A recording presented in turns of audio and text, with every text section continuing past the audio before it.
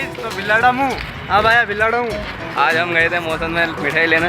भैया ये मिठाई लेने गए तो एक भर के मिठाई लेके आए। अरे मिठाई लेके आए, एक भर के लेके आए। सबको तो मिठाई मिला और जब हमारी बारी आई तो हमारे जैसे डब्बे खोले, डब्बे में तो खाली खाली डब्बे मिले। मैंने अरे कहना क्या चाहते हो? खोला, पता चला कि डब्बे में मिठाई नहीं है, डब्बे में बस वो भरा है, पता नहीं क्या फालतू है। आप दो शब्द कहना चाहेंगे मौसम? भाई हमें सामान नहीं चाहिए, दीपक नहीं चाहिए, हमें कोई कार्ड नहीं चाहिए, ना हमें बुक मार्क चाहिए, कुछ नहीं चाहिए, हमें मिठाई चाहिए थी। मिठाई नहीं थी भाई।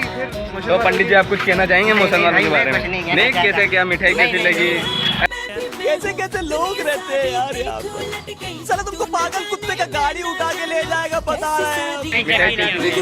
अभी देखेंगे तो पता चलेगा। अरे यार तो भी कुछ तो कहिए यार पंडित जी। मेरे का तो सीन ऐसा है कि संजीव की जब खाएंगे तब पता चलेगा।